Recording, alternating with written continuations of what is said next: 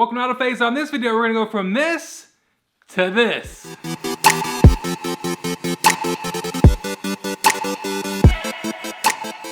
That's right, I already did the driver's side. This is an LS1 caliper, 2-piston, and we upgraded to a Cadillac ATS 4-piston Brembo. I know what you're saying, Travis, why didn't you paint these? Well, somebody, that somebody being me, forgot to order caliper paint, and I didn't want to wait for powder coating. So here we are, we're going to be Cadillac pimping, baby, because for a while we're going to be rocking these until the paint comes in. Now, why did we go with a 4-piston Brembo instead of a 6-piston CTSV? Well, let me answer that. And the reason is these can fit a 17-inch wheel. So if we ever got crazy and put a 17-inch skinny on the front with a 15 in the back, these should fit it instead of doing a 6-piston CTSV. Now, some of the comments are going to be like, Travis, why didn't you do a drag setup in the front? Well, my friend, this is a street car, and we want to be able to stop and not have drag brakes, so we opted to go with a GM way to do that, 4-piston Brembo. Now, how much is this going to cost? It cost us roughly $800. I think it was $800.52, but we went with a really good rotor, base C7 rotor, which is 12.6 inches, I believe, if I remember that right. I'm going off of memory here. Now, these are power slot rotors, if I remember right, and I wanted to kind of maintain the same kind of design because we still have these on the back of the car. And check out this cool design, plus kangaroo paw. That's pretty cool. That's right. This is more of a road racing. Should stop pretty good. If you guys are interested, there's the part number. Oh, just dropped a box. That's okay. Now, the cool thing about this rotor, man, check this thing out. That is like a work of art. But look at this. As you see there, the initial color changes when your rotor gets to that temperature. That is pretty cool. So that right there is going to change as the rotor warms up. So you can nerd out. And obviously this was not designed for a drag race application, but that's okay. Street car, baby. Now, if you're interested in how much 0.6 inches is, see if I can set it on there.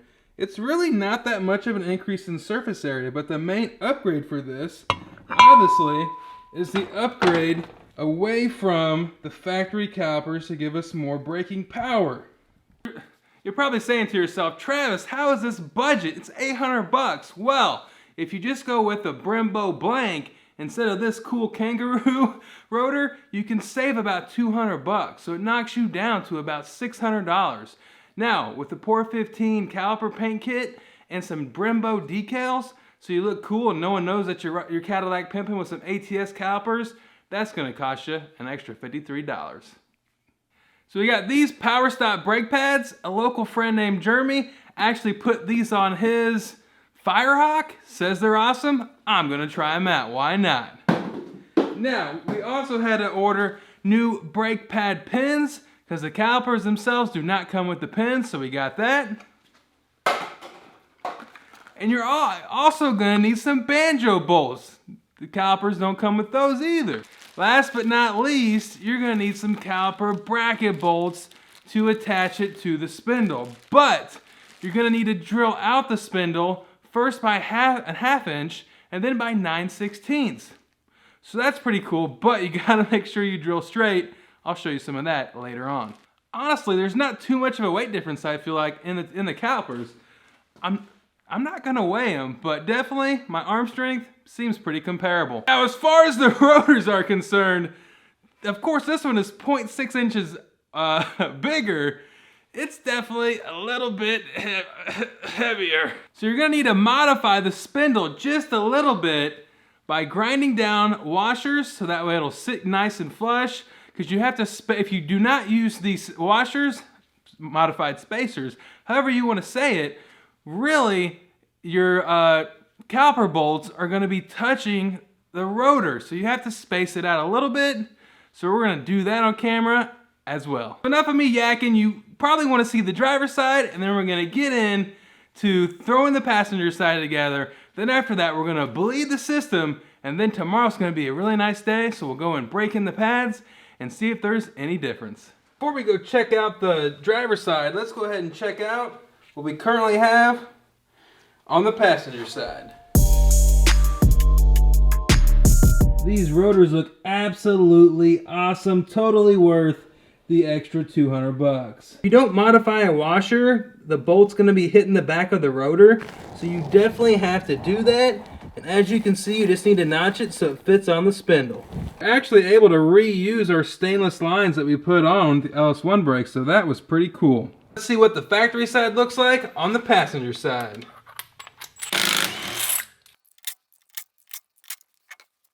Now we were rocking Hawk's Performance ceramic pads, but man, those are incredibly dusty. Check this out. How much brake dust is on this wheel.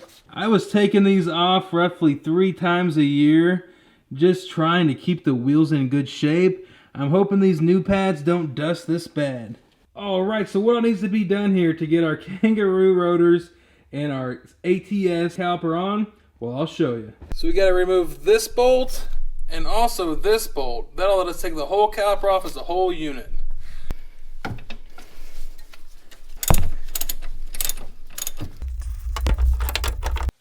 Alright, it's time to drill. I already threw some oil on. We're going 1/2 inch and then 9/16.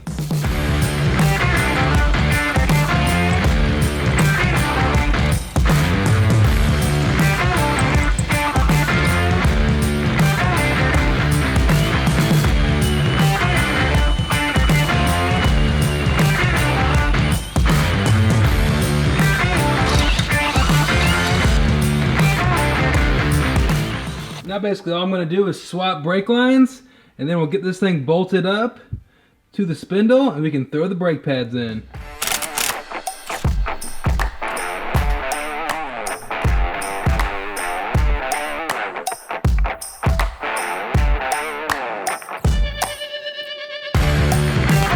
Wow, the other side went way better than this. Looking like an idiot. Well, this is frustrating. I can't get the thing to seat. There we go.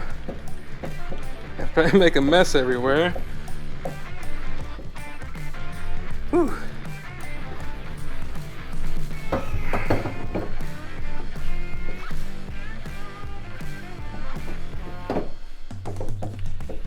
Good thing we're painting these boys.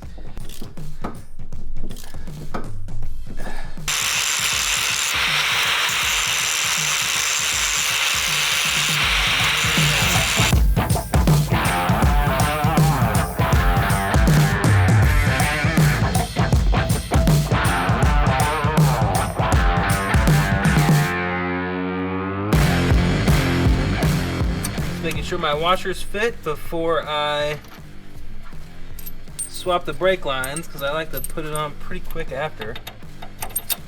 Okay, everything looks good. Now I'm just going to clean the rotor.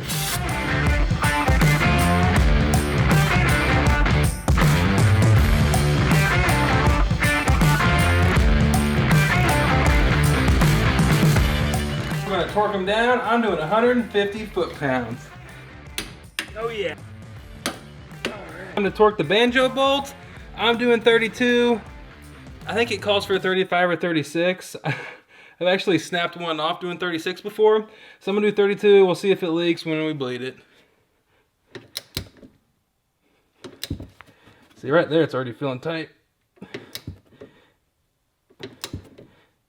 Boom. The cool thing about Brembos is the pads just slide in. There's a little kind of a dowel rod thing that holds everything together. Super easy. This is the last step. I've been using this stuff forever, but you can also use the stuff that comes typically with brake pads. I'm not going to film it, but as far as greasing the pad, I'm basically just going to do here and the top where the pins go through, and I'll do where the calipers touch, try and keep everything nice and quiet.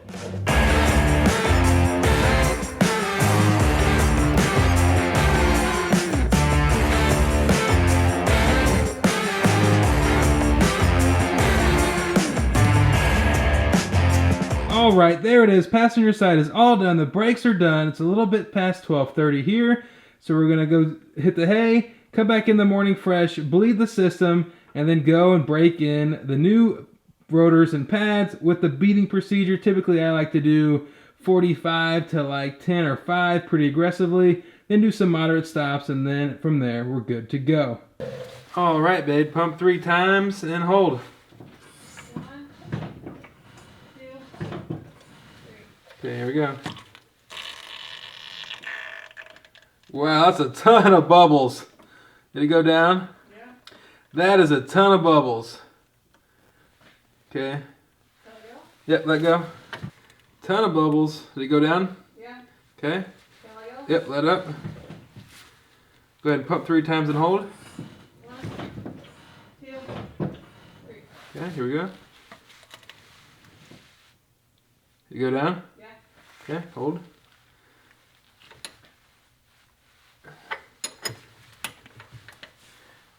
Let go? Yep, let go. The crazy thing is I had to grind a little bit on this wrench, and I also modified this a little bit because I wanted to use the open side, but I had to grind a little bit on the back side just to clear this front caliper. And this is a really old wrench, one I've had since I was, shoot, probably 15. I believe my dad bought me my first wrench set. This was behind the seat of a 78 Ford that I used to drive. So it's pretty cool being able to use this wrench again. Man, it's probably been, 16, 17 years since I've used it. Go ahead and pump 3 more times and hold. Ready? Okay. Okay. Got a little bit of bubbles. All right. Go ahead and let up. Do it one more time.